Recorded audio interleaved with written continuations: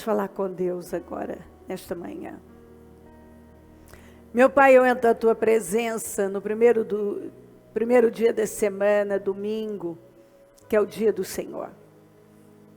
E eu consagro esse domingo ao Senhor, eu consagro essa semana ao Senhor. Eu entrego tudo ao Senhor. Eu entrego esse culto, eu entrego esse domingo, eu entrego essa semana que se inicia hoje. Eu consagro o Senhor dos Exércitos e eu peço a Tua bênção. Nós oferecemos a nossa vida e o nosso louvor e a nossa adoração ao Senhor. Nós oferecemos tudo ao Senhor. E nós precisamos do Senhor. Perdoa as nossas falhas. Perdoa os nossos erros. Perdoa as nossas fraquezas. Perdoa, Senhor. Nos perdoa. Perdoa o que falamos, o que pensamos, o que fizemos. Perdoa, Senhor. Perdoa os nossos erros. Perdoa, meu Deus. Perdoa.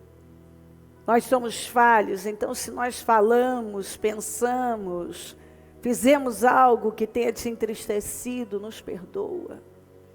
Perdoa todas as nossas falhas. Que nenhuma situação venha impedir o nosso trabalho de fluir. Passa do Teu sangue sobre nós. Passa do Teu sangue na igreja. Passa do Teu sangue sobre o ministério. Passa do Teu sangue sobre cada templo, cada líder. Passa do Teu sangue sobre o nosso povo em todo lugar. Que a palavra seja pregada com responsabilidade. Que vidas sejam transformadas e abençoadas. Que vidas sejam transformadas por intermédio da Sua palavra. Eu peço que o Senhor visite os templos agora, e o nosso povo em todo lugar.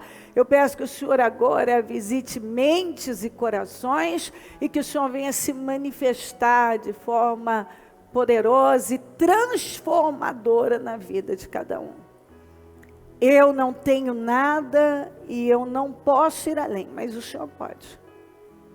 O Senhor pode mudar mentalidades, o Senhor pode trocar corações, o Senhor pode curar o enfermo, o Senhor pode mudar o caráter, o Senhor pode mudar o espírito, o Senhor pode mudar a visão, o Senhor pode mudar a fé, o Senhor pode mudar tudo através, meu Deus, do Senhor. Se uma pessoa crê, ela pode viver absolutamente tudo.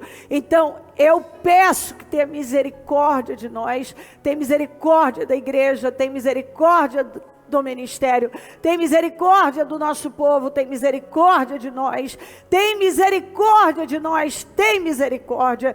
Passa do Teu sangue sobre nós, passa do Teu sangue sobre a igreja, sobre todo o ministério, passa do Teu sangue sobre essa reunião, passa do Teu sangue sobre cada um de nós, passa do Teu sangue. O sangue de Jesus tem poder. Eu repreendo todas as forças do mal, eu repreendo a inveja, o olho gordo, as maldades, as pragas. Eu repreendo em nome de Jesus o olhar contrário. Eu repreendo as maldições em nome de Jesus. Eu quebro toda a fúria, laços e armadilhas contra nós. Eu repreendo em nome de Jesus Cristo. Eu repreendo em nome de Jesus toda atuação demoníaca no mundo espiritual para atrapalhar esse trabalho. Eu repreendo em nome de Jesus. O sangue de Jesus tem poder sobre nós. O sangue de Jesus tem poder sobre este templo, sobre o seu povo. O sangue de Jesus tem poder sobre todo o ministério Mudança de Vida. Senhor, passa do Teu sangue da calçada até o fundo, até o telhado, do chão ao telhado. Eu consagro tudo ao Senhor. Peço unção, poder, visão, inspiração. Peço a manifestação do Seu poder aqui. Eu peço a Sua presença, o Seu poder sobre nós. Que a Sua presença seja real, transformando mentes e corações. Que seja um trabalho único, transformador, que nenhuma pessoa saia da mesma maneira. Eu oro por mudanças, meu Pai. Eu oro por misericórdia. Eu oro para que a palavra entre e mude mentes agora e corações. Pai, que todos recebam de forma revelada. Eu consagro ao Senhor. Sem o Senhor aqui não tem sentido. É assunção e poder que vão fazer a diferença. Se o Senhor não estiver, não tem sentido nenhum, Pai. Eu preciso da sua presença. Tem misericórdia de nós. Meu Deus, eu peço, se faça presente, venha ao nosso encontro e assuma o controle. Eu consagro tudo que vamos fazer ao Senhor, toda adoração, a palavra, o culto, que é em adoração ao Senhor, é para o Senhor. E consagro o nosso dia, a nossa semana, a nossa vida, que o Senhor receba o nosso sacrifício, nosso pequeno, porque isso, na verdade, não é, sacrifício foi o seu, isso não é um sacrifício, te adorar não é, mas Senhor, estar aqui no domingo pela manhã, invocando o seu nome, Deus, às vezes alguns julgam que esse seria o único domingo, o único dia que ele usaria para outras questões, mas se ele está doando ao Senhor, ele está fazendo essa atitude mais inteligente, mais acertada, é dar os momentos ao Senhor e começar bem a semana, sacrificar a carne para o que for preciso e adorar ao Senhor. Então, receba a nossa adoração. Eu consagro essa reunião ao Senhor e que tudo seja feito para a honra e a glória do teu nome, que a sua presença seja real. Pai, tem misericórdia de nós. Se o Senhor não se fizer presente, não tem sentido algum. Então eu estou pedindo que o Senhor derrame da sua graça e unção sobre nós. Eu preciso do Senhor para estar aqui e cada um também. Nós te amamos, agradecemos pela vida, pela salvação, pelo nosso nome escrito no livro da vida, por todas as oportunidades que tem nos dado. Muito obrigada. Nós te amamos e agradecemos. Amém. Amém e amém. Estão ligadas as nossas vitórias. Você pega o Espírito. Que Espírito é esse? E é mesmo, diga eu bebo do Espírito, da palavra profética, para 2018. Esse é o ano da bondade do Senhor. E eu serei altamente favorecido pelo Senhor. Em nome de Jesus. Diga eu creio nisso. Amém. Graças a Deus. Sabe, eu estava ouvindo, fizeram uma pergunta para um ateu recentemente, se é possível uma pessoa viver sem crenças. Ele respondeu que não. Ele disse que ou ela será religiosa, ou em qualquer outra área, sempre o ser humano vai ter que se agarrar a alguma coisa. Então perguntaram, então todo mundo crê em alguma coisa? Ele disse, todo mundo crê em alguma coisa. Então, eu entro e digo, isso já faz um bom tempo. Creia em algo que vai te ajudar. Já que é impossível um ser humano viver sem crenças. É impossível. Ainda perguntaram, bom, você como ateu? Ele diz, eu tenho as minhas crenças. Não religiosas, mas eu ainda as tenho, eu me agarro em algo. Ele diz, o mundo fala do amor, o amor uma coisa abstrata. E as pessoas continuam falando do amor e declarando o amor e dizendo que precisam do amor. Eles creem nisso. E cada um tem a sua visão de amor. Cada um está crendo em alguma coisa e agarrado a alguma coisa. Todo mundo crê em alguma coisa. O grande problema é que na cegueira as pessoas creem em coisas que não têm o poder de ajudá-las. Como você vê, mesmo dentro da religião, que é o campo mais, vasto em relação a isso, as pessoas creem em deuses, igual eu estava lendo sobre o Labão, que foi em busca dos deuses dele. Você deve lembrar da história, quando Jacó saiu com a família, a Raquel pegou os deuses dele. E aí ele foi em busca, e enfim. E ele reclamou que tinham roubado os seus deuses. E eu fiquei parada e pensando assim, coitada de uma pessoa que tem um Deus que pode ser roubado e escondido debaixo da saia de uma mulher. Não é uma pessoa que precisa de misericórdia. Imagina você ter um Deus que alguém pode roubar e esconder debaixo da saia. Que foi o que aconteceu, a Raquel roubou, e aí ela escondeu ali na cela e sentou e disse que estava num período menstrual, então que ela não podia se levantar e tal, e inventou aquela história, e ela que tinha levado, mas o Jacó não sabia de nada. Mas o meu ponto é, que pessoa é essa, que crê que um Deus que pode ser roubado, e ele ainda persegue, está bravo, vocês roubaram os meus deuses, alguém roubou meus deuses, Então eu fiquei pensando assim, que triste, que coisa mais triste, você ter um Deus que alguém pode roubar e esconder debaixo da saia. Você imagina a quantidade de pessoas que creem em coisas vazias, em coisas estúpidas, em coisas que não têm poder nenhum de ajudar. Nenhum. Isso é para pensar. Todo mundo crê em alguma coisa. Todo mundo.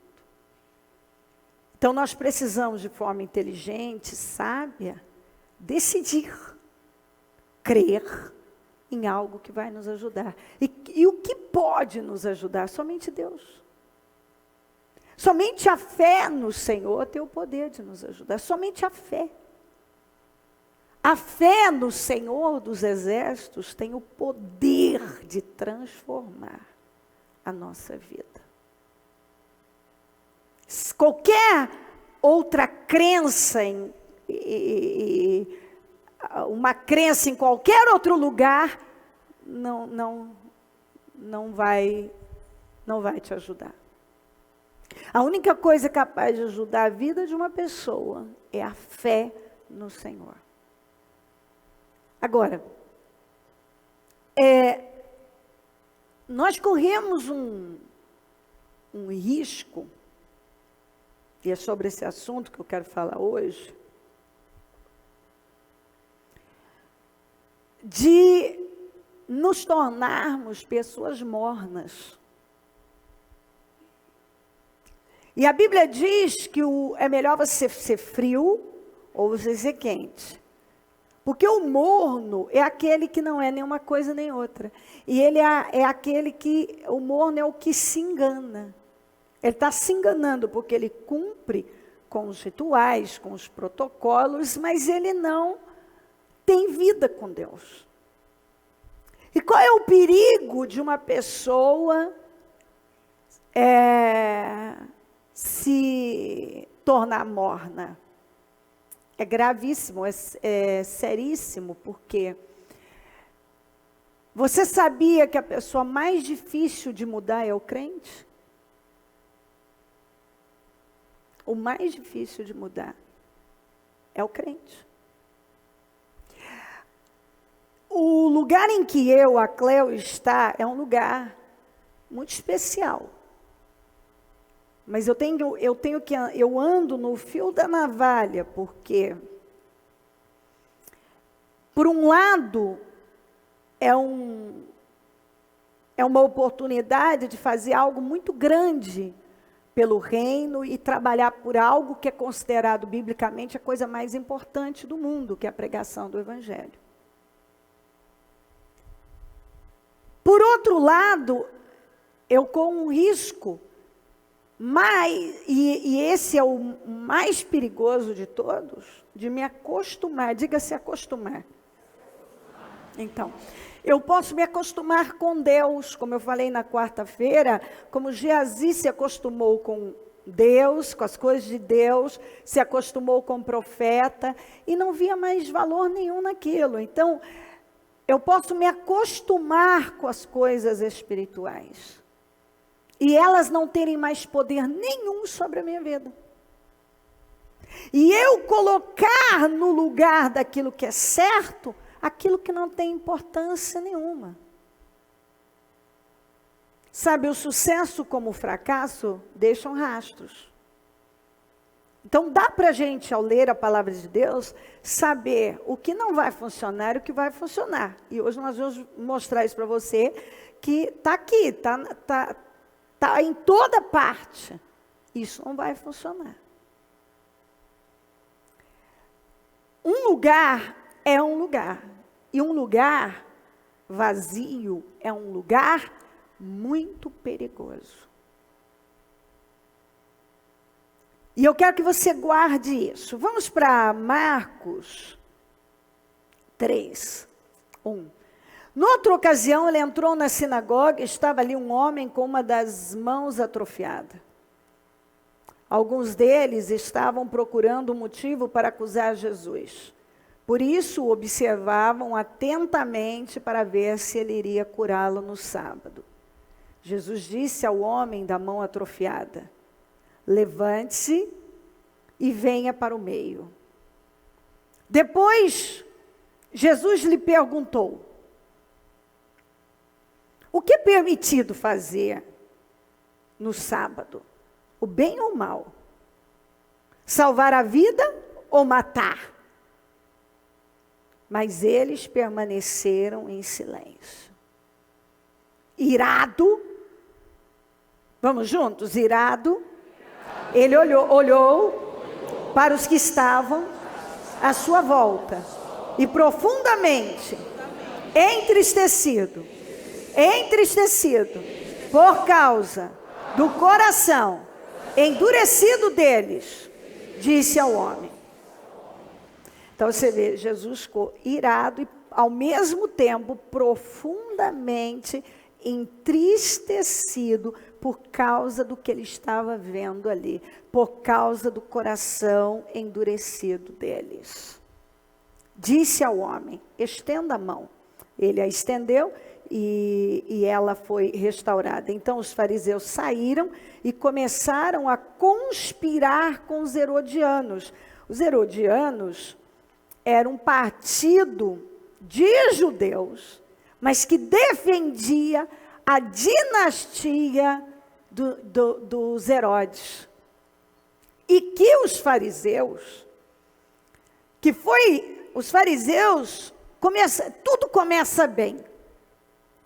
Essa é a verdade. Na verdade, dentro não generalizando, tudo começa bem, mas dentro do que eu estou falando, nós vemos que a igreja começa bem, com as intenções e motivações corretas. O crente começa bem, com as intenções e motivações corretas. Uma pessoa começa a fazer a obra bem, com as intenções e motivações corretas. E os fariseus, essa seita, foi levantada por intermédio, tudo começou com um sacerdote chamado Macabeus, que quando os gregos queriam mudar a cultura dos judeus e que eles falassem grego e se aprofundassem na cultura deles. Então, esse homem, por influência desse sacerdote, o povo começou a lutar e a rejeitar aquilo. Não, nós não somos assim. E fariseu no grego quer dizer separado. Separado. Então eles começaram a ser chamados de fariseus, porque eles se apresentaram como separados. Então eles diziam: somos separados, quer dizer, no grego, somos fariseus. Então, qual foi a intenção disso? Manter a palavra de Deus e viver de forma separada, até porque a cultura grega era uma cultura extremamente contrária a toda a palavra de Deus. E enfim, nós não queremos isso para nós. Somos separados, quer dizer, somos fariseus. Hoje nós falamos, já nos dias de Jesus, aqui, esses separados não tinham nada a ver com o pai Abraão, com a fé do pai Abraão, nada a ver com toda aquela fé e as leis, quando tudo foi dado a Moisés. Havia um motivo certo, a intenção certa, o coração estava no lugar certo, mas com o tempo virou apenas religiosidade.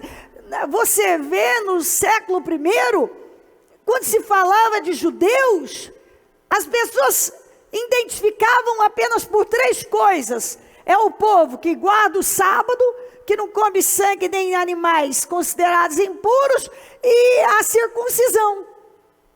Então falava, quem é esse povo? Quem são os judeus? Eles não guardam sábado, não comem sangue, não comem seus animais, e quando tem um menino, cortam a ponta do órgão genital desse menino.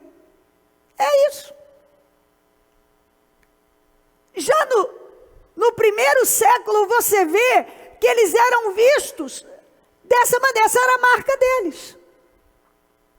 Porque a verdadeira fé, que um dia lá atrás eles defenderam, quando tudo começou, os separados queriam viver de forma separada.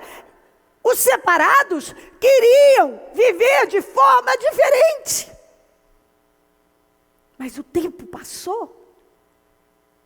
Foram perdendo a essência. E se perderam de tal maneira que foram transformando a fé no Deus vivo em pura religiosidade. Foi virando religião. O sábado, eles encontraram mais ou menos umas 100 maneiras dentro do guardar o sábado por conta própria. Eles criaram mais de 100 maneiras. Por exemplo, eles deram fizeram uma regra dentro do sábado. Você pode caminhar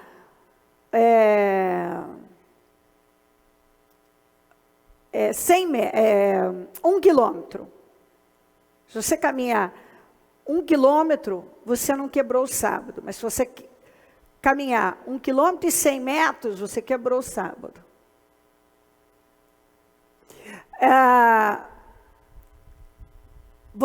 Se alguém estiver morrendo, mas assim, está morrendo, você pode socorrer a pessoa. Mas se ela estiver bem, você tem que esperar acabar o sábado, porque senão é visto como trabalho. Então, eles foram colocando dentro de algo que é como para nós. O que é o domingo para nós? Domingo é o dia do Senhor, o que seria o sábado.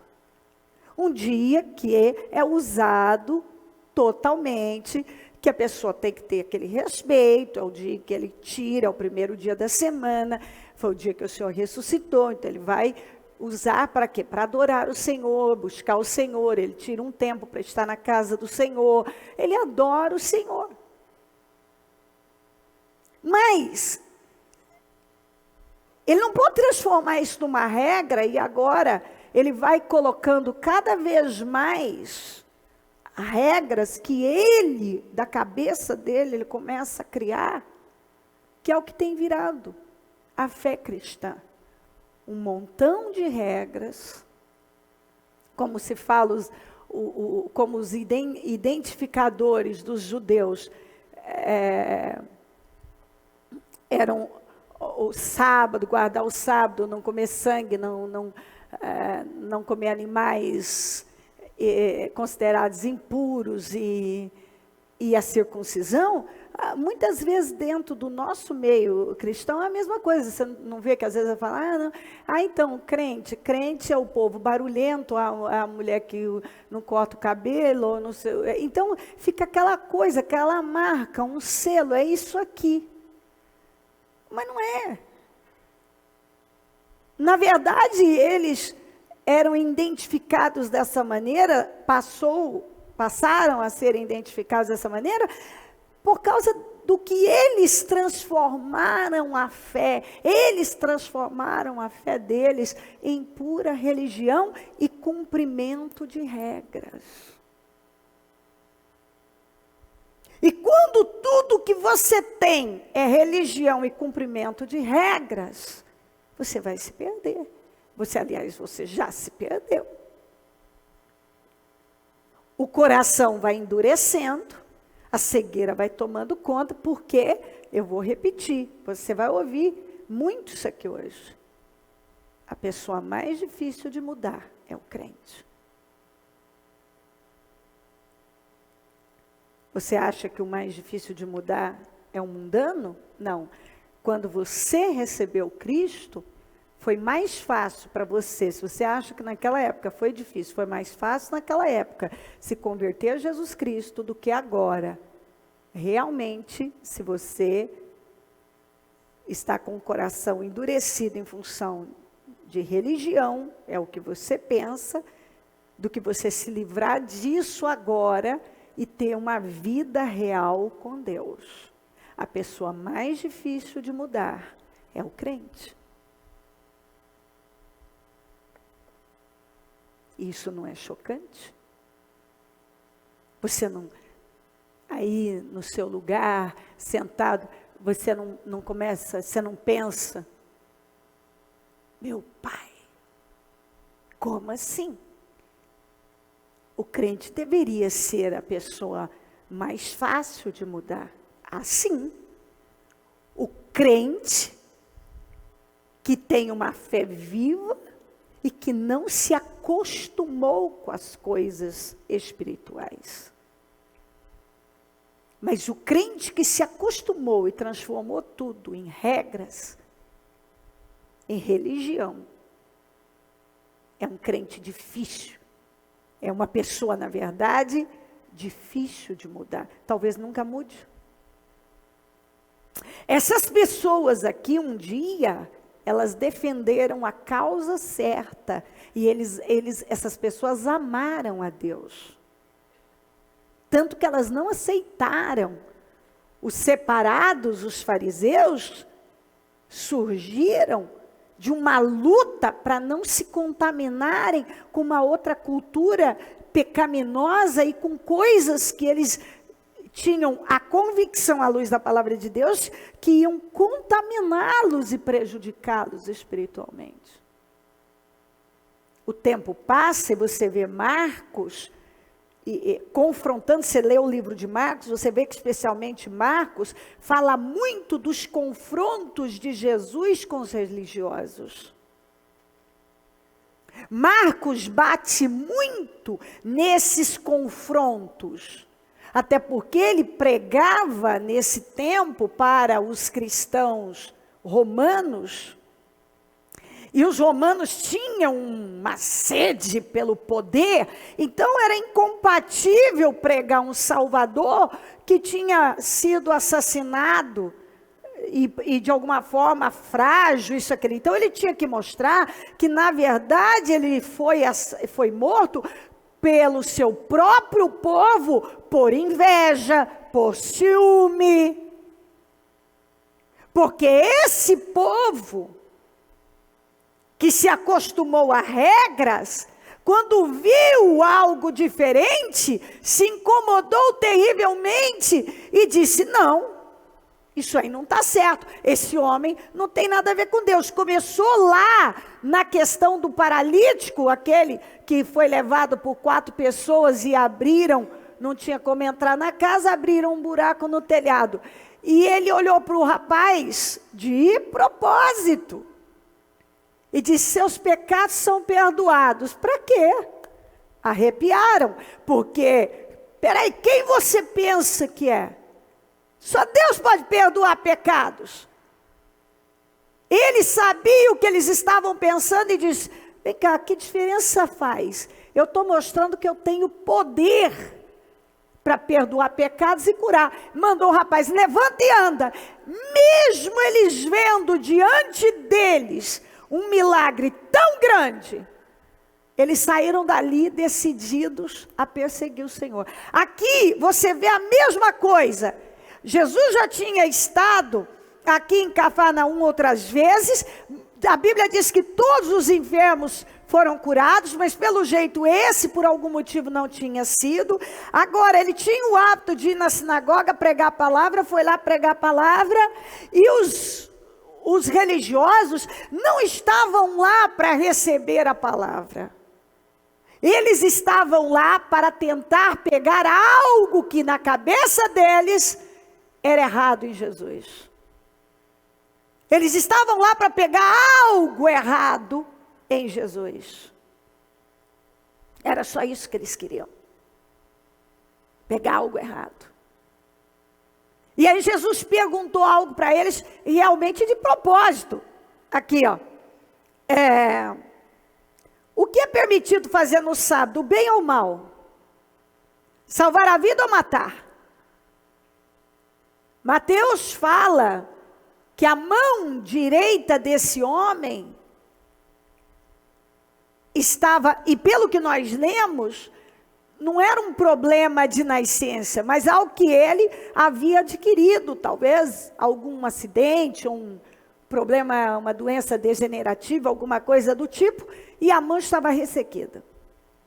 Uma mão atrofiada, diz a Bíblia.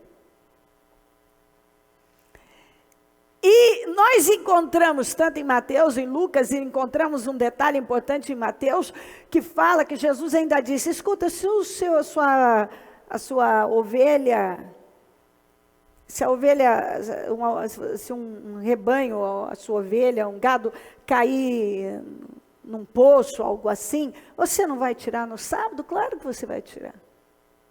Você vai. Então é permitido o que no sábado? Na visão de vocês, Jesus estava sempre confrontando, porque para eles o que valia era o cumprimento de regras.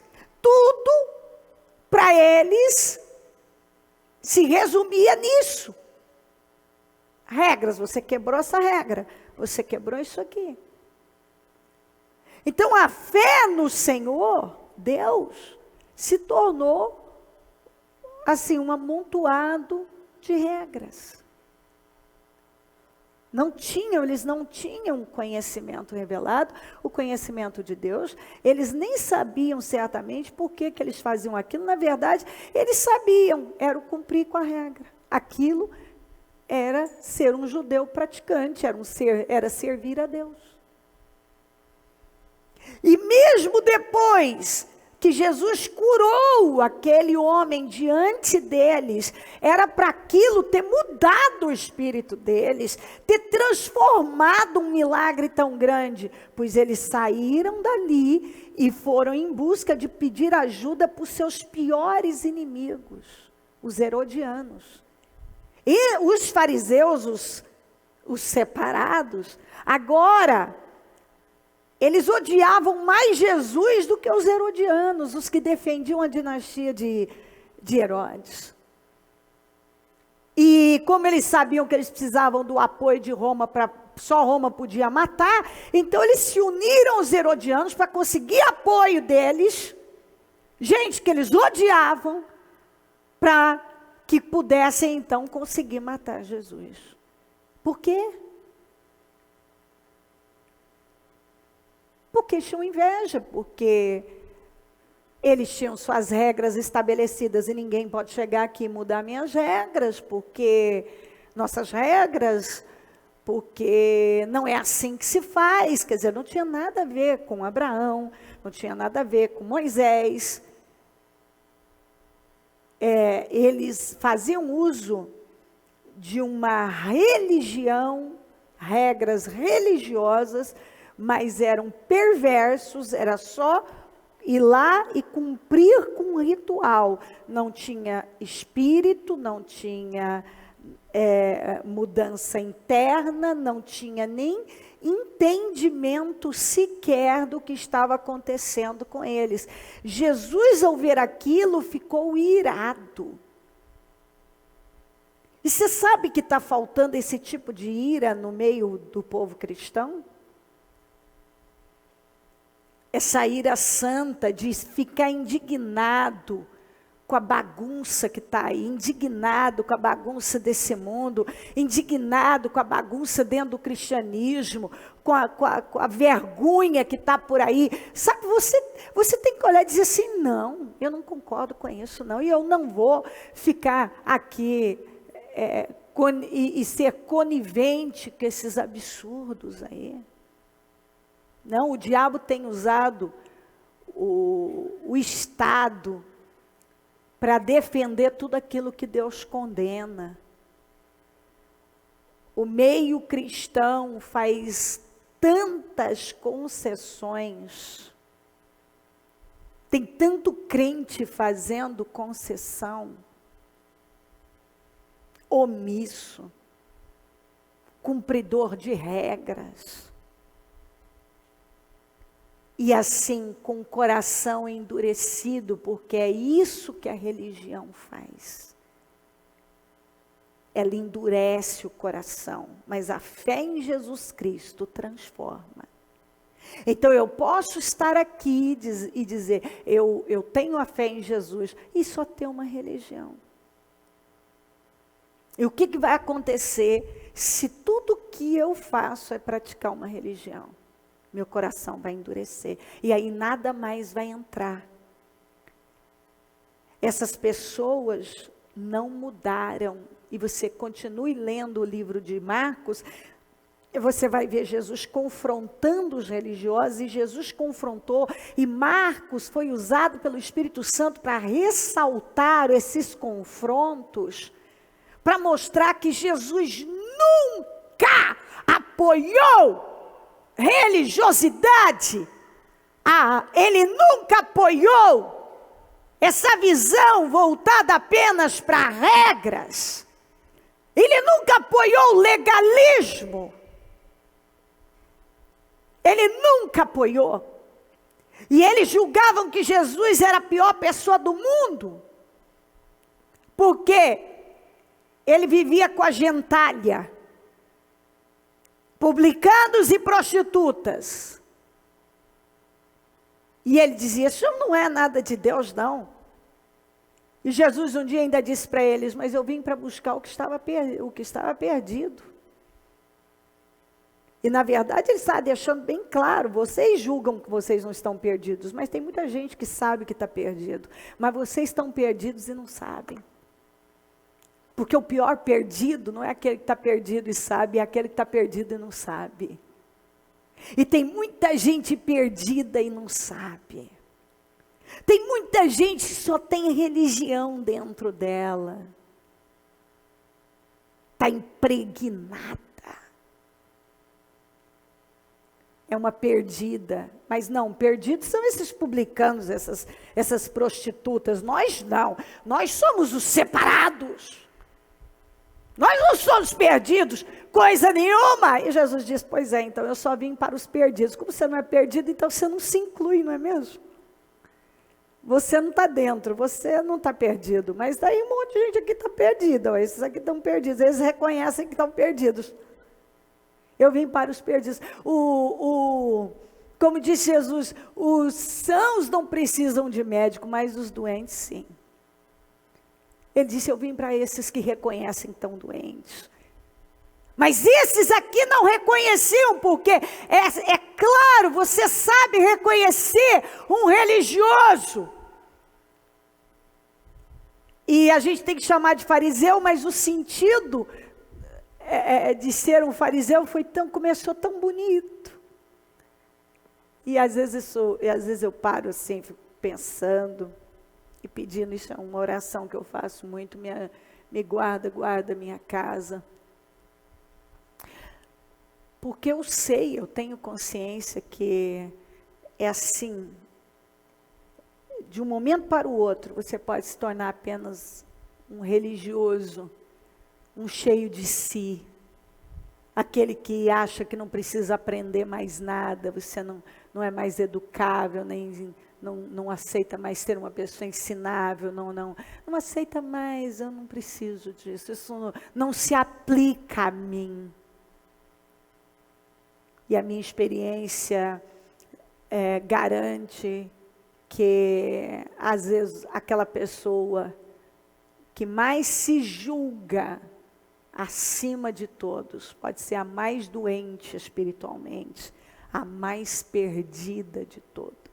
Só que ela não admite. Para ela não é perdida e para ela não é doente. E ela é doente e ela precisa do médico que é Jesus para curar a sua alma.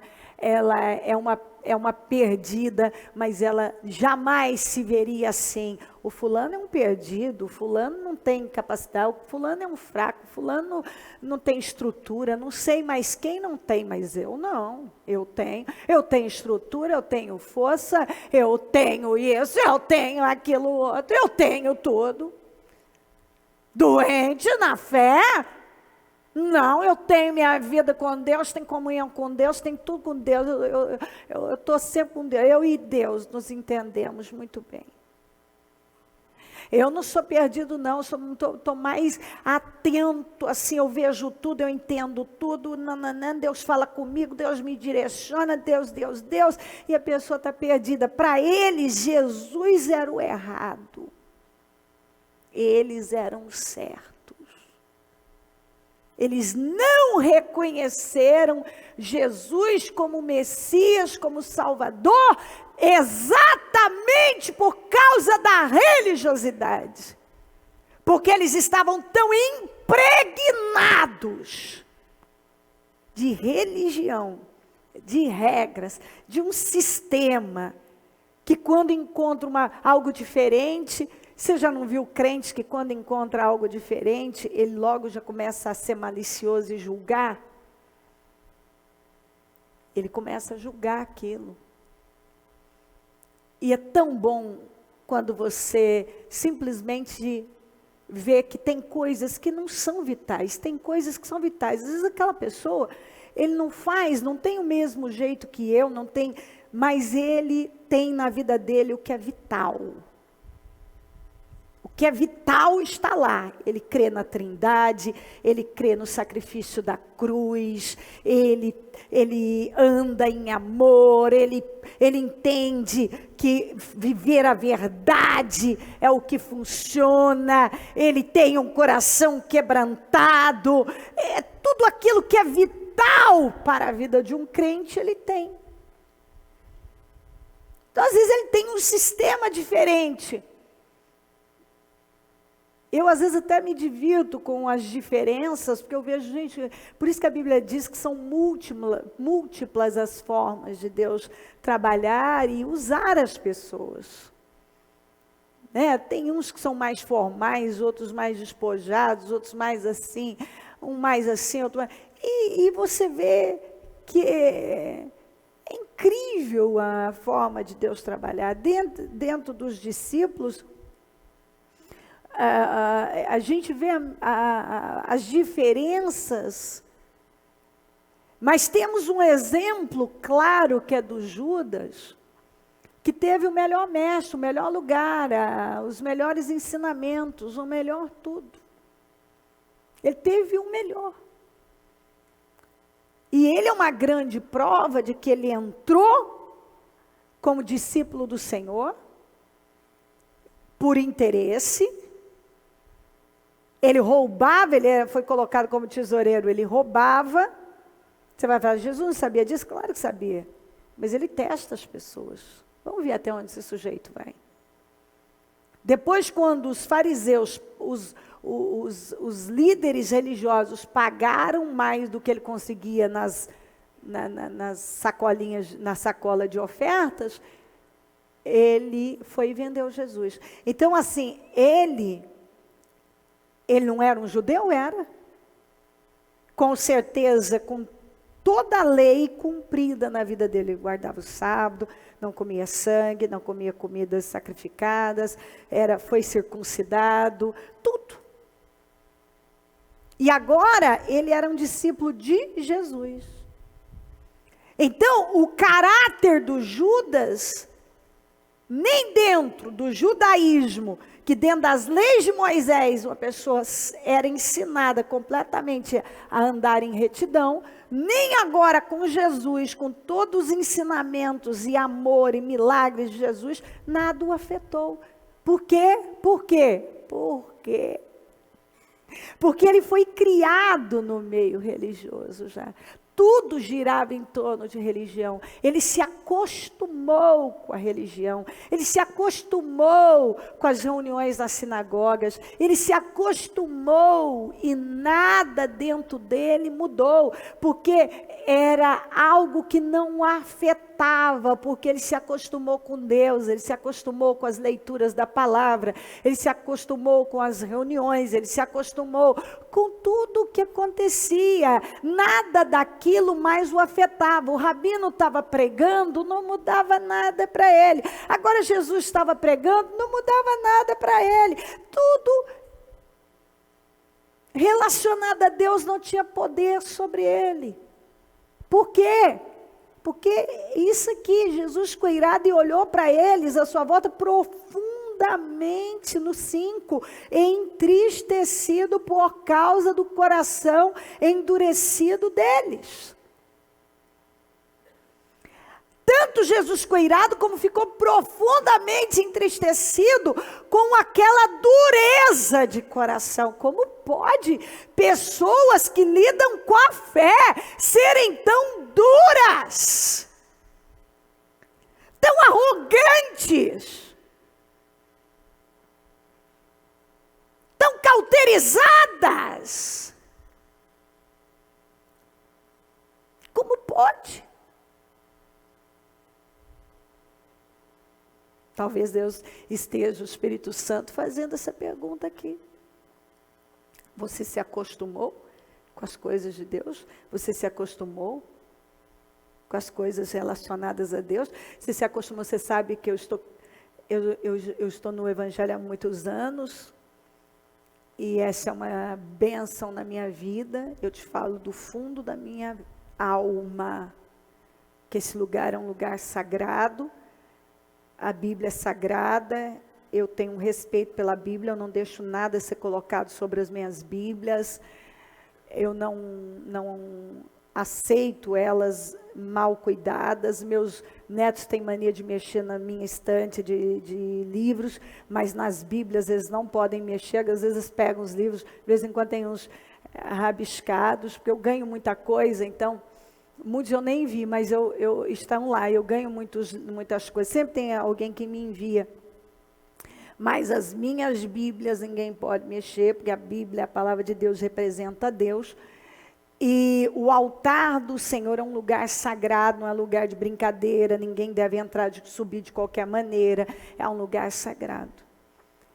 Eu não me acostumo com as reuniões. Todas as vezes que eu venho fazer as reuniões, eu tenho o mesmo nível de preocupação, eu tenho a mesma sensação interna, eu tenho a mesma tensão, e eu estou fazendo isso há anos. Mas eu tenho algo que eu agradeço e eu sei que vem de Deus. Não é normal para mim. O Mu já perguntou para mim assim, porque agora ele prega, se isso nunca se tornou normal, mas você sempre se sente assim, porque às vezes ele está me trazendo, eu não gosto que conversa, eu quero, tanto que se eu estou estudando, eu preciso estar sempre, eu tenho o meu quarto separado, tudo separado, tudo relacionado, eu preciso de isolamento, eu preciso estar ali. E eu venho, eu quero silêncio, não, é agora. E ele, mãe, você sempre, você nunca relaxa. Ele já brincou comigo, relaxa, mãe, você vai tirar de letra. Eu falo, não fala isso. Não fala isso. Pergunta para ele, não é? Eu falo, não, não fala isso. Nunca use essa expressão. Isso não tem como tirar de letra. Não tem como eu faço com o pé nas costas. É impossível, não para mim.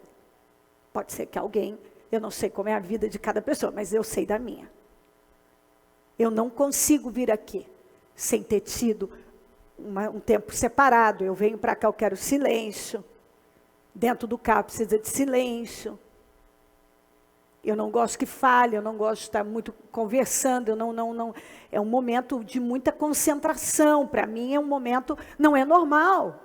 Porque eu sei que se Deus me deixar, vai ser um fiasco. Eu não quero fracassar. Eu preciso e não tem a reunião domingo, a de segunda, de quatro, ou aquela reunião. Toda reunião, para mim, ela é importante, como quando eu vou gravar os programas. Eu preciso de unção. A unção, você me ouve por causa da unção, você não me ouve por causa de mim. Eu não tenho glória nenhuma, tem gente assim muito melhor do que eu, muito mais sábio, muito mais capaz, muito em tudo. Muito em tudo. Igrejas muito luxuosas e muito melhores esteticamente e estruturalmente do que essa. Então assim, eu só posso contar com a unção. O que eu tenho é a unção. Se eu não tiver unção, eu não tenho nada, porque tem muita coisa melhor. Tem muita coisa melhor. E gente muito melhor do que eu. Aos montes. Então, para eu vir aqui, eu preciso de todo o meu coração. Eu não falo as coisas por falar, não estou falando aqui por... Não tenho. Até porque eu sei quem eu sou em Cristo. E eu sei que o que eu ofereço a você é o melhor que eu tenho. Se alguém disser assim, não foi bom, mas acredite, foi o melhor que eu tinha. Porque eu não venho aqui de qualquer maneira. Porque eu não me acostumo com isso. E eu não quero me acostumar. Se eu fizer isso aqui até os meus 90 anos, eu não quero me acostumar. Eu quero estar aqui todas as vezes que eu subir, eu quero ter o mesmo senso de responsabilidade e de dependência de Deus. Eu quero vir para essa reunião dizendo às pessoas, silêncio, eu estou me concentrando, não fale comigo agora, é um momento importante para mim. Eu quero do mesmo jeito, eu não quero me acostumar com as coisas de Deus. Eu não posso me acostumar com a igreja do Senhor, eu não posso me acostumar com a obra do Senhor, porque isso vai ser fatal para a minha vida espiritual. E se eu fracassar espiritualmente, eu posso atrapalhar a vida espiritual da minha família, dos meus descendentes, e eu posso arruinar com a obra de Deus que Ele depositou nas minhas mãos. Eu não me acostumo. Eu não tenho um senso de segurança. Não, eu tenho segurança em Deus, eu não tenho em mim.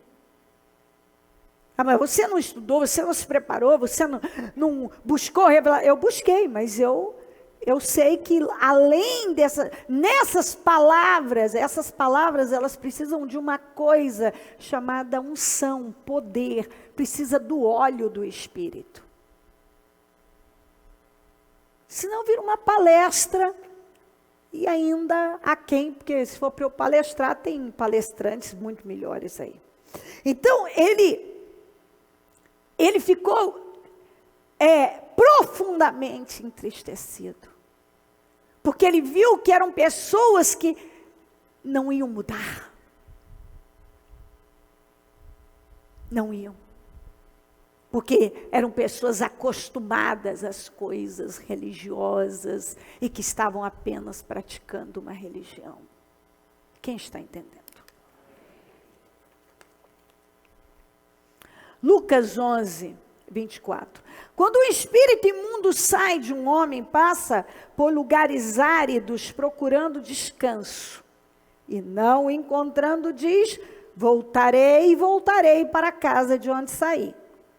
Quando chega, encontra a casa varrida e em ordem. Então vai e traz outros 7 espíritos piores do que ele. E entrando, passam a viver ali. E o estado, vamos juntos, e o estado final daquele homem torna-se pior do que o primeiro. Enquanto Jesus dizia estas coisas, uma mulher da multidão exclamou: feliz é a mulher que te deu a luz e te amamentou. Ele respondeu, vamos juntos? Antes, felizes são aqueles que ouvem a palavra e lhe obedecem.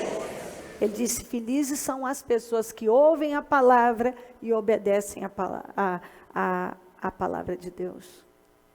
Alguém talvez tentando encantá-lo e até bajulá-lo, gritou, feliz quem te deu a luz e te amamentou. Ele acortou e disse, feliz é quem ouve a palavra e obedece. Felizes são aquelas pessoas que ouvem a palavra e obedecem. Não aquelas que cumprem com rituais e apenas escutam um barulho lá no fundo e nem estão dando atenção para o que está acontecendo. Já se acostumaram com tudo, nada mais tem efeito, a palavra não mexe, a palavra não transforma, a cabeça... foi mais um culto, cumpri com minha obrigação nesse domingo, agora vai embora, vai para casa, pronto, já está cumprido, não deixou entrar, não obedece, não pratica, nada disso. Mas vamos lá, eu disse que um lugar vazio é um lugar muito perigoso. Porque quando você veio, eu vim para Cristo, havia uma força maligna sobre nós, que tinha um poder sobre cada um de nós. Nós recebemos o Senhor e nós fomos livres, esse mal saiu. Agora o espírito da fé viva no Senhor entrou em nós. Então agora nós cremos no Senhor, nós seguimos o Senhor. Mas o que acontece? Isso acontece muito. A pessoa, ela se esvaziou. Se esvaziou. Agora ela não está mais lá no mundo, ela não vive mais daquele jeito, não é mais daquela forma a vida dela. Ela está na igreja agora. Só que ela não se encheu da coisa certa. A verdade é que ela agora não participa mais de muitas coisas, mas lá dentro ainda está vazio. Saiu aquilo, mas ela não preencheu, ela não deixou entrar a coisa certa. O que acontece com o passar do tempo? Aquele mal volta, ele está sempre de olho. E ele vê que aquela pessoa, na verdade, ela tem uma religião. O mal saiu, ele saiu, mas ela, internamente, na vida, ela é a mesma pessoa. Com a diferença que agora ela vai numa igreja, ela tem uma Bíblia, ela é religiosa. Ele vai lá, pega mais 7 piores do que ele e entra na pessoa. E começa a dominar a vida daquela pessoa. Você já viu, e esses aqui, esses crentes, esses fariseus, eram crentes, eles criam em Deus. Eles fizeram pior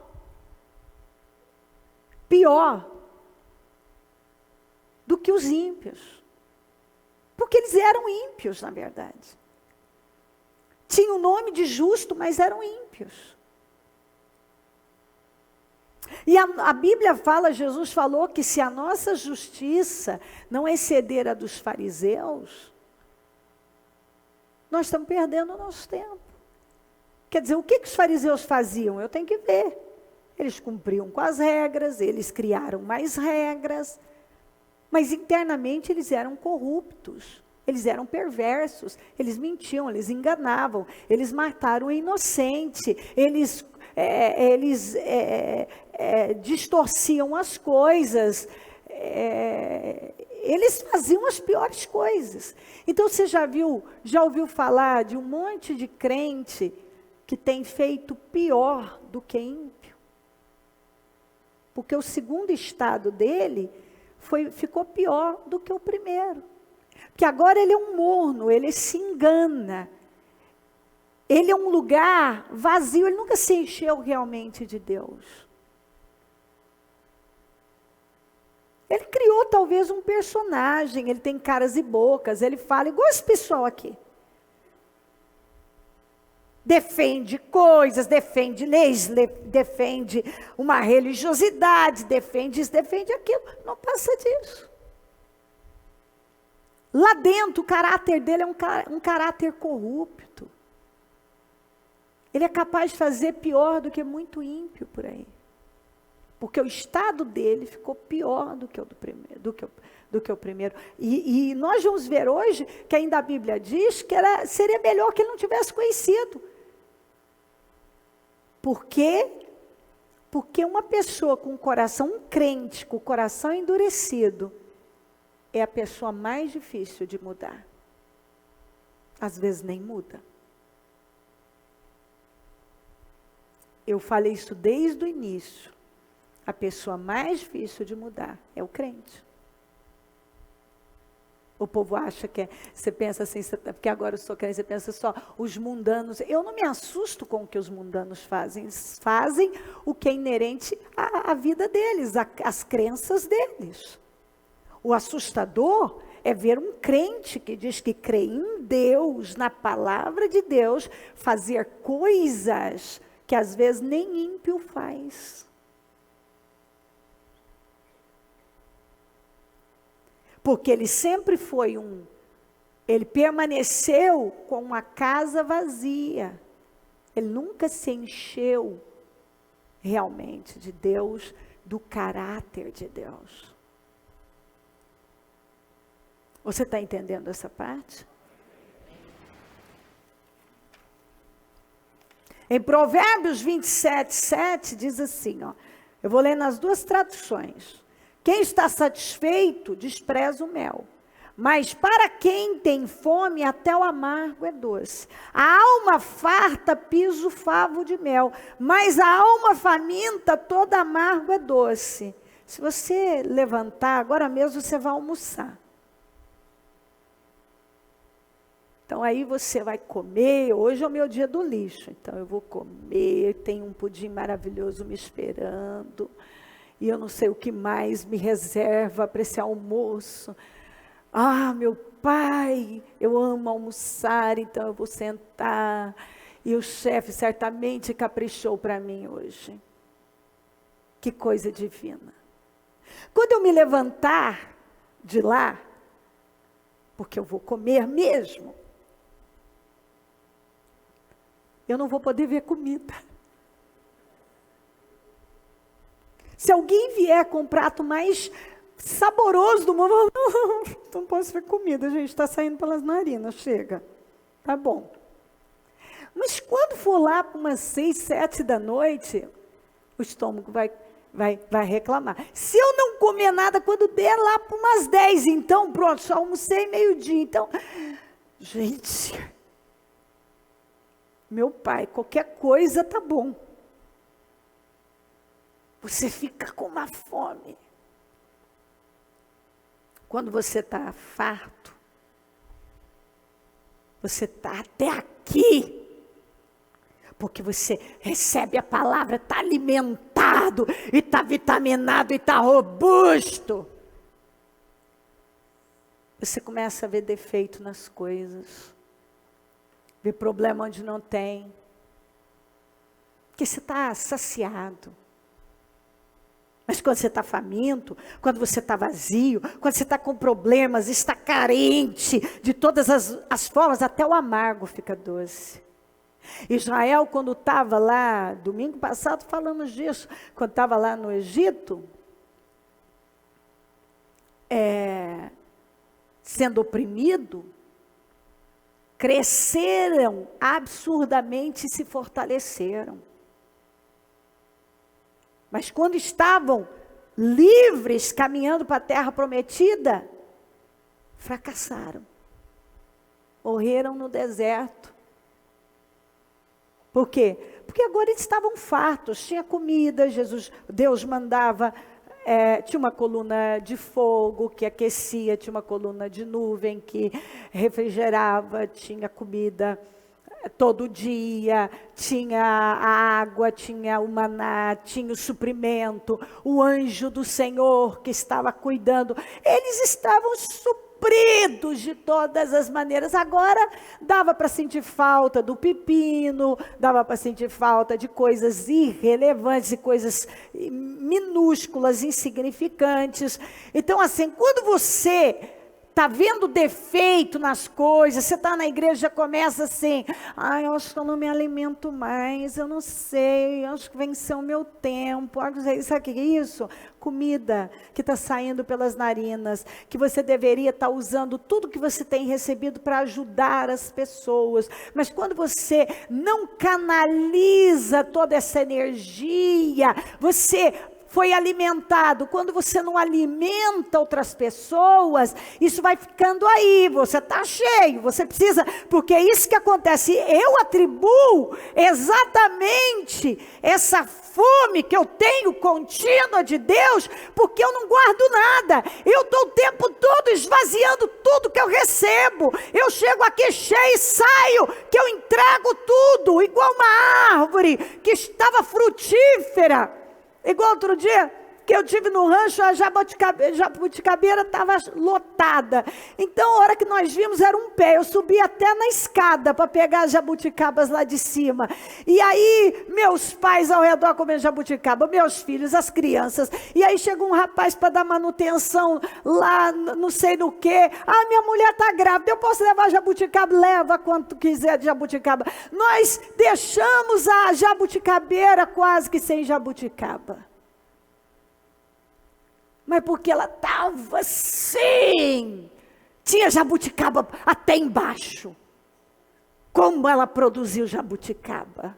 Docinha, um espetáculo. Eu subi até na escada e fui pegar aquelas jabuticabas grandonas lá em cima. Que maravilha!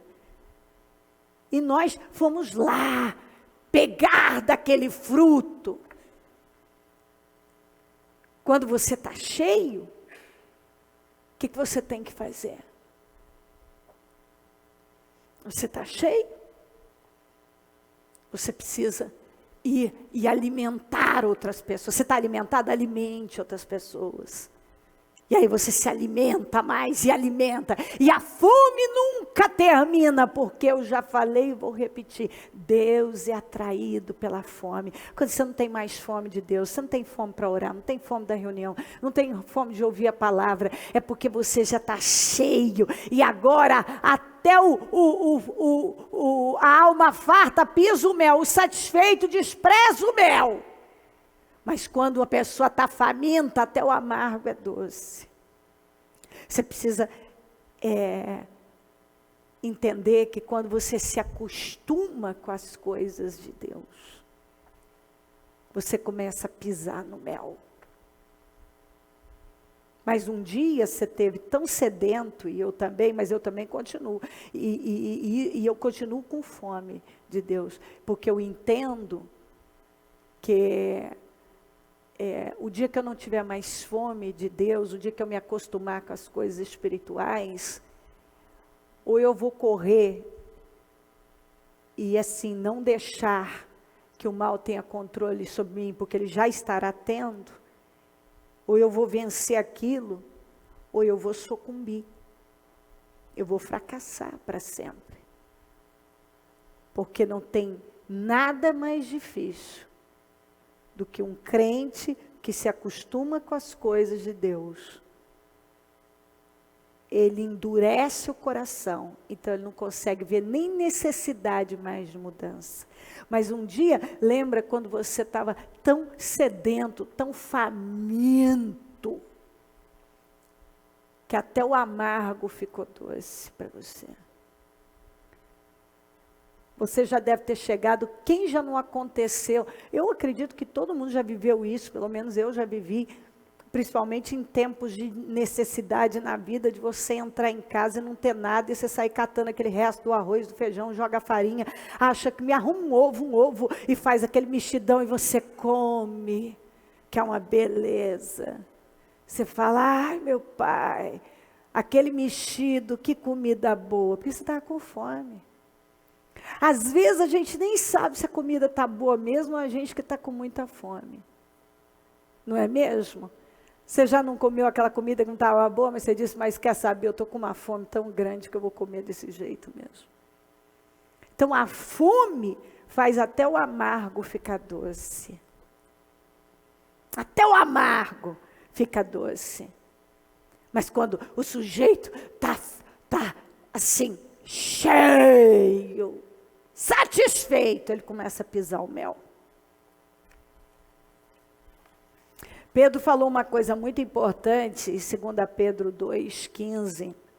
Eles abandonaram o caminho reto e se desviaram, seguindo o caminho de Balaão, filho de Beor, que amou o salário da injustiça, mas em sua transgressão foi repreendido por uma jumenta, um animal mudo que falou com voz humana e refreou a insensatez do profeta. Quer dizer, a jumenta foi mais sensata que o profeta. E se você vê o título dessa passagem, fala dos falsos mestres.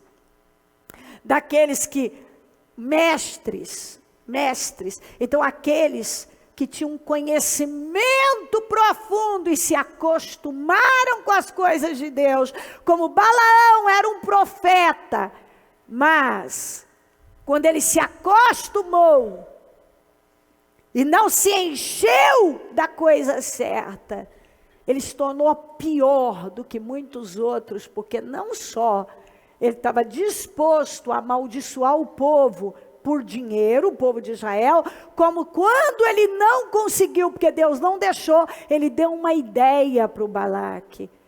Ele disse, essa eu não pude amaldiçoar, mas eu vou te dar uma ideia que você vai acabar com eles. E deu mesmo, e foi um problema. E Deus tratou duramente com Balaão. Ele falou, pega as mulheres mais lascivas que você tem e põe no caminho deles. E você vai ver, as mulheres, através de sexo, vai corromper aqueles homens, pois corrompeu mesmo. De repente, estava lá os homens adorando Baal Peor, na imoralidade. E por quê? Porque Balaque enviou aquelas mulheres para seduzir os israelitas, e os israelitas foram seduzidos. E a palavra de Deus já tinha sido dada, não se contaminem com mulheres estranhas, não peguem como esposas, não tenham casamentos mistos, não se casem com as mulheres cananeias, pois eles foram lá e se envolveram. E foi ideia de quem? De Balaão, o astuto Balaão. Ele fez pior do que o pior ímpio, porque ele era um ímpio, com um título de profeta de Deus. Ele era um ímpio, que fazia as coisas por dinheiro, só por dinheiro. Esses homens são fontes sem água. Para que serve uma fonte sem água? Uma fonte que não tem água. E névoas impelidas pela tempestade, nuvens que são levadas pelo vento. E tem gente que é como uma nuvem que é levada pelas circunstâncias.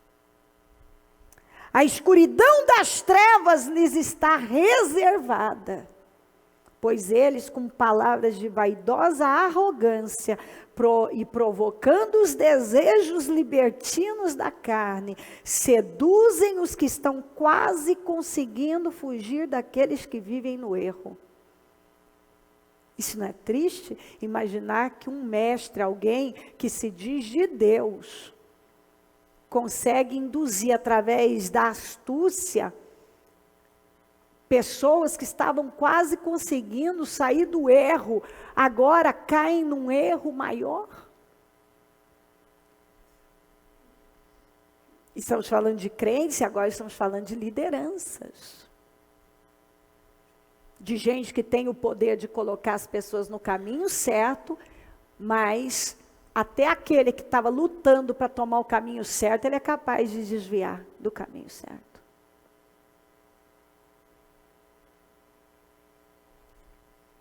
Prometendo-lhes liberdade, eles mesmos são escravos da corrupção.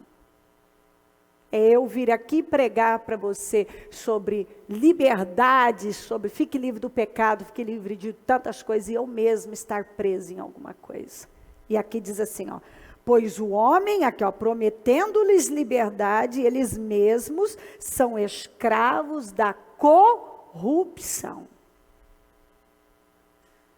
E vamos juntos? Pois o homem é escravo daquilo que o domina. Você é escravo daquilo que te domina. O que tem te dominado? Sentimentos?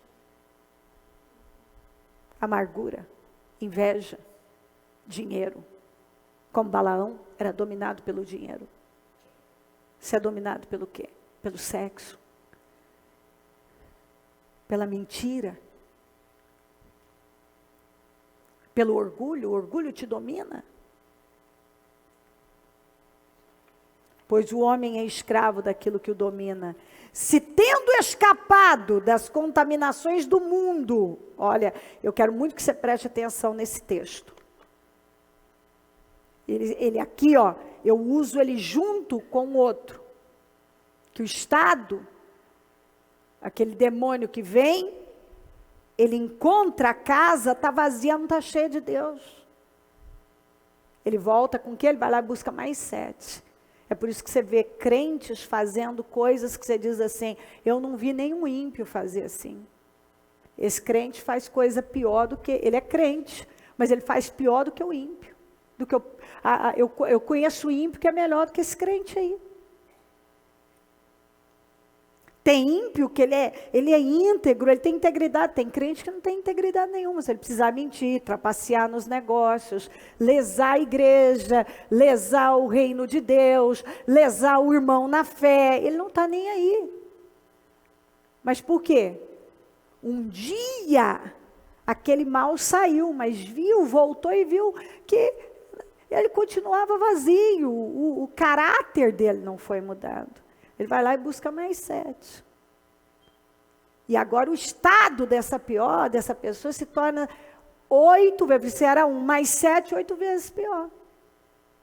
Se tendo escapado das contaminações do mundo, por meio do conhecimento de nosso Senhor e Salvador Jesus Cristo, ó, se depois que você escapou, olha a palavra, se tendo escapado das contaminações desse mundo, quer dizer, você abandonou tudo isso, você não é mais mundano, acabou. Se agora é um crente em Jesus Cristo, você não vive mais aquela vida que você vivia.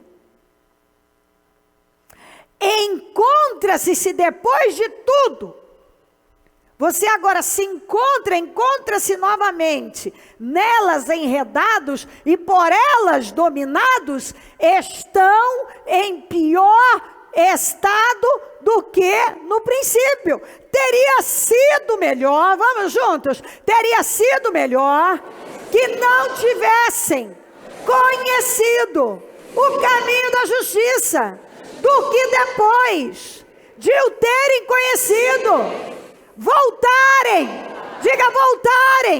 as costas para o santo mandamento que lhes foi transmitido.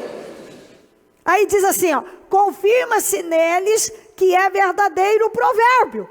O cão volta ao seu vômito, e ainda a porca lavada volta a revolver-se na lama. É impossível uma pessoa ver um cão que vomitou comendo o vômito dele novamente, não ficar com nojo. É nojento. Você olha uma porca que acabou de ser lavada, rolando na lama de novo. É a comparação que Pedro faz com um crente que um dia abandonou o mundo e agora ele voltou a fazer e fazer pior, porque ele nunca se encheu de Deus e agora ele faz pior. E Pedro estava dizendo que teria sido melhor que ele tivesse permanecido frio, que ele nunca tivesse conhecido a palavra, porque quem sabe viesse agora a conhecer e se firmasse. Agora, ele conhece a palavra, sabe o que é certo, sabe o que ele deve fazer, sabe o que é correto diante de Deus, mas ele está fazendo o contrário, porque está cauterizada a consciência, porque ele não tem temor, porque ele não se encheu da coisa certa, porque ele se acostumou com as coisas religiosas, porque a palavra não fala mais com ele não tem mais fome, a palavra não o impacta mais, é mais um culto, é mais uma reunião, eu saio, a pessoa sai e diz, eu vou sair e vou viver a minha vida como eu acho que eu devo viver. Às vezes ela não diz isso, mas não muda nada, ela sai e se ela tiver que ter o mesmo comportamento que ela vem tendo há anos, ela tem. Se ela tiver que mentir, ela mente. Se ela tiver que brigar com alguém ali, ela briga. Se ela tiver que enganar, ela engana. Se ela tiver que agir de uma forma errada, ela age. Tem pessoas que até hoje, elas são amarguradas, um grande número de cristãos que são amargurados, que não dão um bom testemunho, que assim, estão o tempo todo guardando coisas. Às vezes você conversa com um cristão, ele guarda coisas de anos atrás. Anos atrás. Ele não supera. E por que essa pessoa consegue estar tão cheia de tantas coisas? Porque ela está vazia de Deus. Porque uma pessoa cheia de Deus, ela não consegue estar cheia de outras coisas. Não sobra lugar. Não sobra lugar. Ela carrega com ela coisas que não tem acrescentado nada à vida dela. Nada, nada, nada. Tem uma história de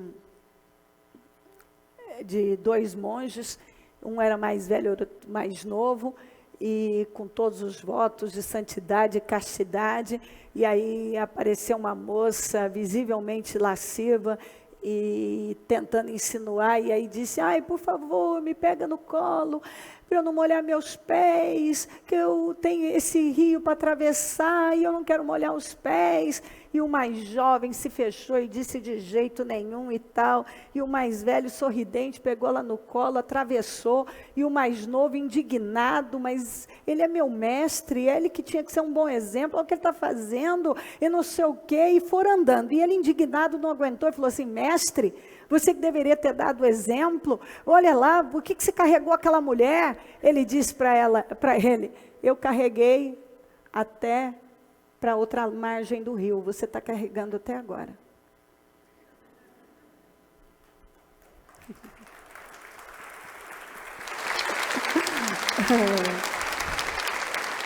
Para o Senhor Jesus. Então, isso acontece com as pessoas. Algumas coisas poderiam ter ficado ali, na margem do rio. Mas elas estão levando com elas e carregando com elas já uma vida. Será que nós não vamos aprender? Mas o grande sinal de que algo não está certo comigo é quando eu não tenho mais fome por Deus, pelas coisas de Deus. quando eu me acostumo. É quando eu tenho lugar, eu descubro que aqui dentro tem lugar para muita coisa. Eu percebo que então, é porque eu estou cheio de muitas coisas. Estou vazia de Deus.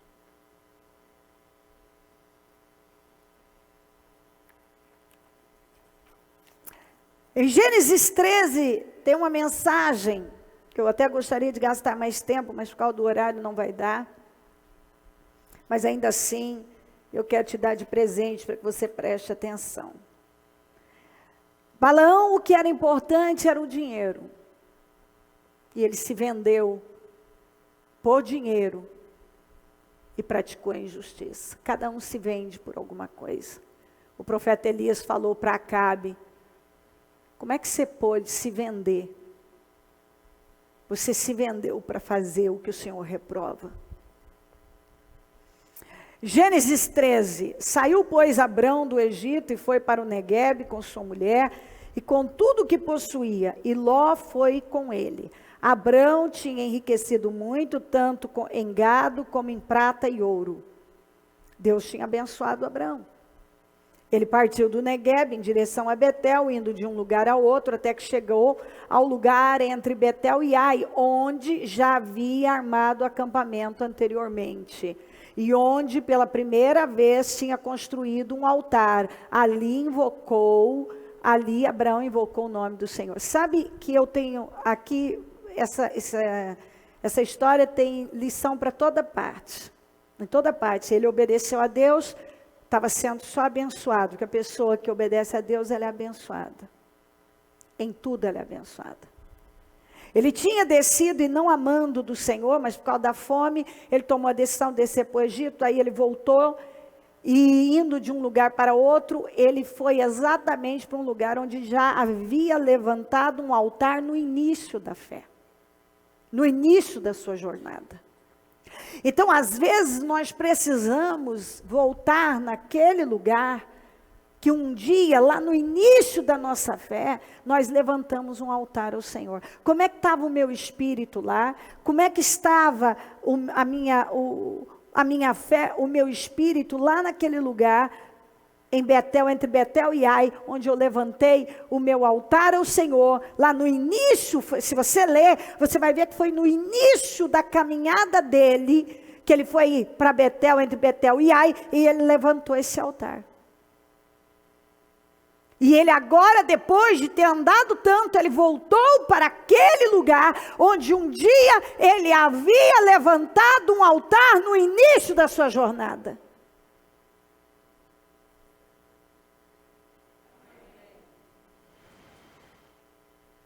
No início da sua jornada, onde você levantou um altar? Ou seja, onde espiritualmente, como estava a sua cabeça, a sua sede, a sua fome por Deus? Será que não é hora de você voltar para aquele mesmo lugar onde no início você tinha tanta fé e tanto amor por Deus, e você não estava acostumado, e que servir a Deus não era uma religião vazia e sem sentido, e você levantava altares e adorava o Senhor? Ló, que acompanhava Abraão, também possuía rebanhos e tendas, e não podiam morar os dois juntos na mesma região, porque possuíam tantos bens que a terra não podia sustentá-los. Por isso surgiu uma desavença entre os pastores dos rebanhos de Abraão e os de Ló. Nessa época, os cananeus e os ferezeus habitavam naquela terra. Primeiro que Deus não mandou que Abraão saísse do meio da parentela, ele levou Ló. É certo que aquela convivência, talvez alguma situação fosse criada, porque Deus tinha uma obra com Abraão. O Ló, observe que o Ló, ele vinha de uma cultura politeísta, onde as pessoas adoravam, o avô dele, o Terá, adorou muitos deuses, o pai do Abraão. Então nós vimos aqui que o Ló, não adorava mais aqueles deuses. Teoricamente, ele servia o Deus de Abraão. Só que eu vou terminar de ler essa parte. Se você continuar lendo sobre Ló, você não vai encontrar um versículo que fala que Ló levantou um altar ao Senhor. Ou seja, ele não tinha fome de Deus. Ele não tinha a mesma fé de Abraão. Ele estava servindo o Deus de Abraão, mas não tinha a fome do Abraão, a sede do Abraão, o compromisso do Abraão. Ele não tinha a comunhão que o Abraão tinha. Então, assim, ele servia o Deus de Abraão, mas ele não tinha vida com o Deus de Abraão. O Deus vivo, na verdade, era como assim: eu conheço esse Deus por intermédio de Abraão, eu não conheço Deus por meu intermédio. Mas você não vê ele querendo conhecer o Deus do Abraão intimamente. Aqui o Abraão levantou um altar, o Abraão foi para onde ele tinha levantado, e quando o Abraão levantou esse altar em Betel e Ai, você vai ver que ali foi o segundo altar que ele levantou, e você vai ver que Ló, apesar de estar junto, não fala que Ló estava adorando o Senhor ou oferecendo sacrifícios também. E não fala em algum momento que Ló ajudou Abraão a levantar um altar ou que Ló levantou o seu próprio altar. Então aqui nós vemos que a fé do Abraão era uma fé viva. Mas a fé do Ló era uma fé religiosa. Era um sujeito que não tinha vida nenhuma com Deus. E aí eles começaram a ter alguns problemas, porque eles tinham muito rebanho, e parece que a terra não era o suficiente para alimentar todos aqueles rebanhos. Então Abraão disse a Ló: não haja desavença entre mim e você, ou entre os seus pastores e os meus, afinal somos irmãos. Aí está a terra inteira diante de você. Vamos separar-nos. Se você for para a esquerda, irei para a direita. Se for para a direita, irei para a esquerda. Quer dizer, vamos tomar uma decisão? Escolhe. Eu vou dar para você aí a escolha. Olhou então Ló e viu todo o vale do Jordão, todo ele bem irrigado até Zoar, era como o jardim do Senhor, como a terra do Egito. Isto se deu antes do Senhor destruir Sodoma e Gomorra. Ló escolheu todo o vale do Jordão e partiu em direção ao leste. Assim os dois se separaram. Abraão ficou na terra de Canaã, mas Ló mudou o seu acampamento para um lugar, diga comigo, próximo. Então, próximo a Sodoma, entre as cidades do vale. Ora, os homens de Sodoma eram extremamente perversos e pecadores contra o Senhor. Eu quis que você lesse próximo para você se lembrar, porque você vê já nos próximos capítulos que ele já não estava morando próximo, ele já estava morando dentro da cidade. Porque é exatamente isso quando você escolhe a sua vida na carne. Ele escolheu pelo dinheiro, ele não escolheu pela família, ele não escolheu pelo financeiro. Ele olhou o lugar e ele viu que o pasto realmente, ali na região de Sodoma e Gomorra, financeiramente era muito bom.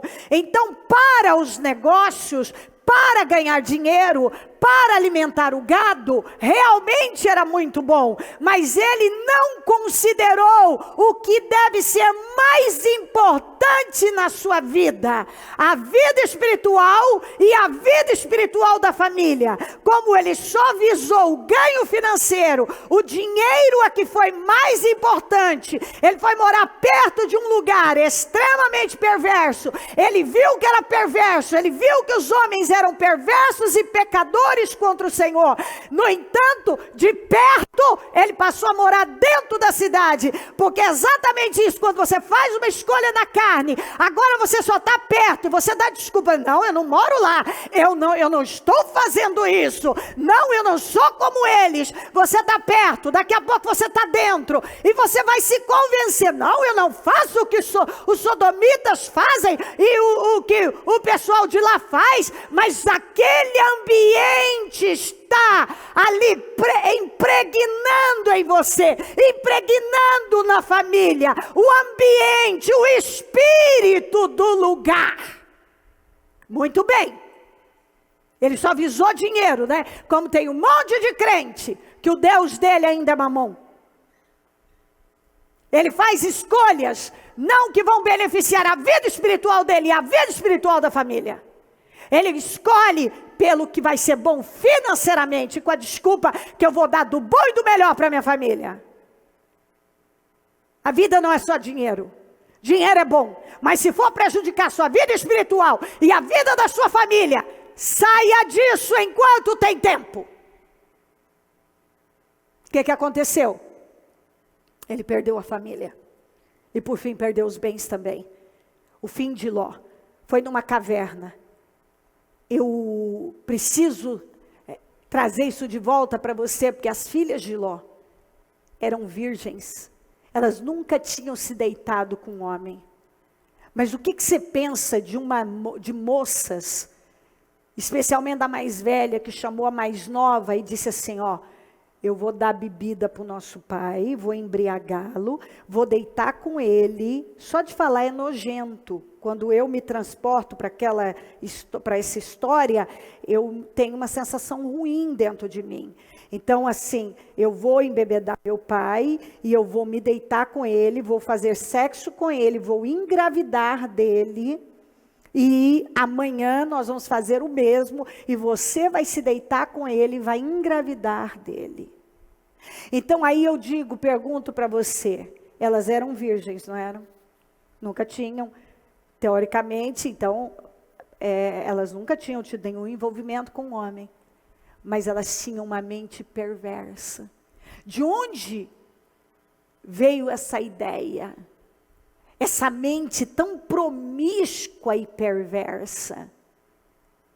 Porque só uma mente, isso é coisa que nem ímpio faz, para um crente fazer, porque ele era o crente Ló. Quem eram as meninas? As crentes. Essas meninas eram crentes. Mas elas olharam e disseram, aqui não vai ter homem. Elas usaram essa expressão, aqui não tem homem para nós casarmos. E aí a descendência do nosso pai vai desaparecer. Então nós precisamos manter, quer dizer, aquele tipo de pensamento de cabeça pequena, que elas poderiam dizer, nós vamos buscar Deus, Deus vai mandar esposos para nós, e vai dar tudo certo, e nós vamos construir uma família linda. Não. Não tem saída, então nós vamos dar uma bebida forte para o nosso pai, talvez com alguma erva sedativa, algum alucinógeno, alguma coisa, e nós vamos deitar, eu deito com ele hoje, amanhã você deita, e nós engravidamos, e elas engravidaram, e delas que vieram povos terríveis, inimigos do povo de Deus, que foram os amonitas e os moabitas, da mais velha os moabitas, da mais nova os amonitas. Imagina a tragédia, a mulher já tinha virado uma estátua de sal, porque o coração dela estava em Sodoma, as filhas eram virgens, mas a mente era maliciosa, uma mente totalmente promíscua, porque você há de convir comigo que somente uma mente muito da promíscua, dominada pelo diabo, uma mente dominada pelo diabo, chega a essa conclusão. Vamos embebedar o nosso pai, fazer sexo com o nosso pai e engravidar do nosso pai. É terrível. É nojento. Mas elas eram virgens fisicamente, mas mentalmente eram moças corrompidas. E de onde foi que elas se tornaram pessoas tão promíscuas mentalmente? Na convivência lá, elas não faziam, elas eram virgens, a Bíblia fala. Mas a convivência, o espírito de Sodoma foi passado para elas. Mas o pai em nenhum momento preocupou com o espiritual e com a família. O que importava era o financeiro. Então ele foi em busca da parte financeira, do dinheiro. Porque para algumas pessoas, a única coisa que importa é dinheiro. Mas a parte mais importante da vida de uma pessoa é a vida espiritual. e a família dela. Porque se você fracassa espiritualmente, você vai fracassar em todas as áreas. E se a sua família fracassa, então você perdeu o que é mais precioso, que é a sua vida com Deus e a sua família. Mas ele não deu importância nem à vida espiritual e nem à família. Pois ele perdeu tudo. Ele terminou numa caverna sem nada. Então ele perdeu o financeiro, ele perdeu a mulher, ele perdeu as filhas. Porque depois ele teve que conviver com aquela tragédia. Eu não consigo nem imaginar. Quando aquelas meninas apareceram, já com a barriga começou a aparecer. E elas contaram para o pai que elas tinham engravidado dele. Imagina as pessoas, imagina o pai olhando e vendo, são minhas filhas, são os meninos, os 2 meninos que elas tiveram são meus filho, neto, não sei o que é isso. Era para ser neto, eram filhos dele. Filhos dele. Mas por quê? Porque quando ele teve condições de fazer uma escolha, como ele não era um homem espiritual, ele não tinha fome nenhuma por Deus. As coisas de Deus eram coisas pequenas, menores, secundárias. Ele escolheu pelo dinheiro e deixou a paz espiritual e deixou a família. E a família foi contaminada pelo ambiente que ele levou, que ele viu que era um péssimo ambiente. Aquilo não era ambiente para ele criar a família dele. Podia ser bom para os negócios, mas não era bom para a família, não era bom para o espírito. Mas ele não levou em consideração. Coloquem-se de pé, por gentileza. Daniel disse uma coisa, na verdade não foi nem Daniel. Deus deu uma revelação profunda para Daniel. De coisas terríveis que iam acontecer e coisas que ainda vão acontecer. E Daniel ficou assim, assustadíssimo com tudo aquilo. E aí ele respondeu, quando ele perguntou para Deus, Senhor, mas o que vai suceder, Senhor? Quer dizer, ele pediu para Deus uma explicação. E Deus respondeu isso aqui para ele. Daniel 12, 9 e 10. Ele respondeu, Daniel, siga o seu caminho. Siga o seu caminho, Daniel. Pois as palavras estão seladas e lacradas até o tempo do fim. Muitos serão purificados, alvejados e refinados, mas os ímpios continuarão ímpios. Nenhum dos ímpios levará isto em consideração, mas os sábios sim. E esses ímpios que Deus estava falando, não necessariamente sejam aqueles que estão lá fora, sejam aqueles, são aqueles que estão lá fora. Tem muito crente que tem vivido como ímpio. Então essa palavra foi pregada e muitos vão sair daqui purificados, alvejados e refinados.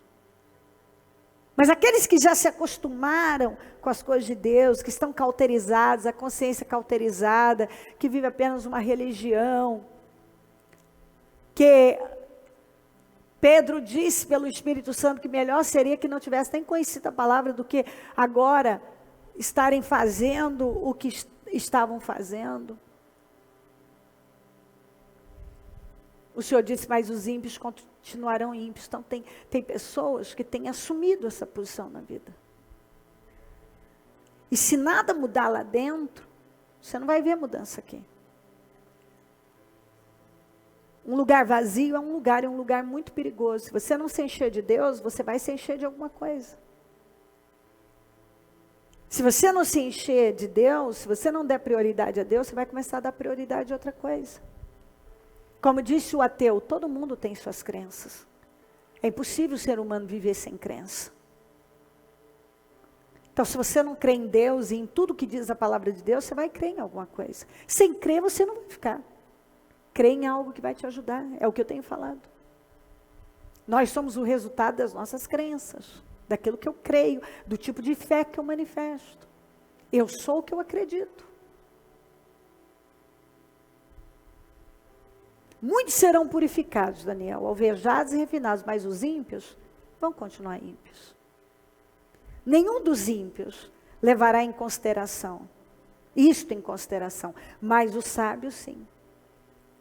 E significa, pela palavra, que aquele que está na condição ímpia, ele recebe a palavra. Pode ter alguém aqui nessa condição de ímpio, ele ouviu a palavra. Recebeu a palavra, mas não leva em consideração. Não é bem assim, não é assim. Mas o sábio, está dizendo, mas os sábios, sim. Mas os sábios levam em consideração. Os sábios possuem e se posicionam.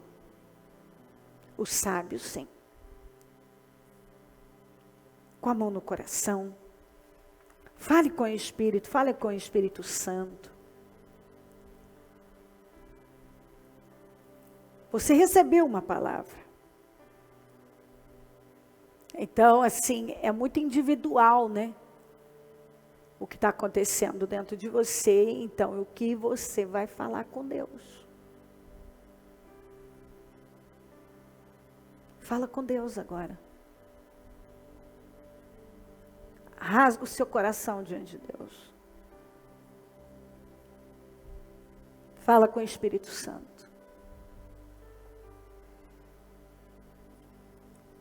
Após ouvir o que você ouviu, você sabe. Você sabe o que deve fazer, você sabe o que deve mudar. Você sabe onde está o problema. Você sabe que tipo de crente tem sido, que tipo de cristianismo tem praticado. É hora de nós nos enchermos de Deus. Nós não podemos permanecer vazios. Precisamos nos encher de Deus. É um perigo permanecer vazio. Ó Espírito Santo, eu oro agora. Após trazer a sua palavra, um assunto tão necessário para nós, tão importante para um despertar. Eu não sei o que está acontecendo na vida de cada pessoa. Eu não sei o que acontece na mente e no coração. Eu não sei a necessidade de cada um. Mas eu sei de uma coisa. A sua palavra não é enviada por acaso.